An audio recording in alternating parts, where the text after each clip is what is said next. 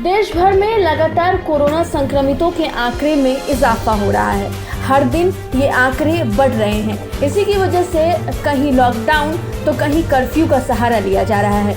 लेकिन इस बीच कालाबाजारी का एक नया खेल शुरू हो गया है, जहां लोग घरों में और दुकानों में कई जरूरत की सामानों को इकट्ठा करके रख रहे हैं। इस बीच ऑक्सीजन सिलेंडर एक बड़ा मुद्दा है।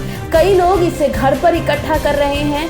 कई लोग जो संक्रमित हो जा रहे हैं, उसके बाद उन्हें लगता है कि ऑक्सीजन सिलेंडर घर पर उन्हें स्टोर करके रख लेना चाहिए, क्योंकि उन्हें कभी भी जरूरत पड़ सकती है। इसको लेकर एम्स के निदेशक डॉक्टर अशोक गिलोरिया ने खुलासा किया है। उन्होंने साफ तौर पर यह कहा है कि कोरोना में ऑक्सीजन सिलेंडर को घर पे रखना कहीं से भी उचित नहीं है। बड़ी जानकारी उन्होंने इस मुद्दे पर दी है। जरा सुनिए क्या कुछ तमाम बातें एम्स के डायरेक्टर ने कही है।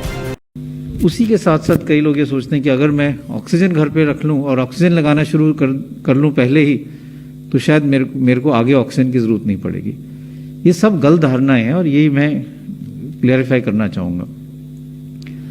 ऑक्सीजन एक बहुत इंपॉर्टेंट ट्रीटमेंट स्ट्रैटेजी है कोविड-19 के लिए, लेकिन उसका मिसयूज जो है वो भी एक बहुत इंपॉर्टेंट फैक्टर है।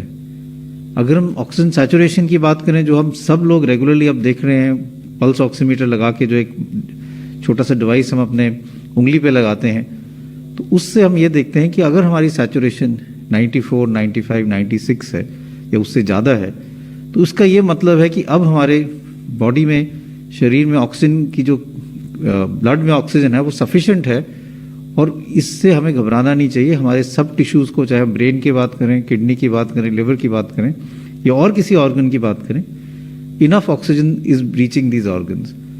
इसलिए ये ज़रूरी नहीं है कि अगर आपकी ऑक्सीजन सैचुरेशन 94, 95 है तो आप ऑक्सीजन लगा के उसको 98, 99 करें।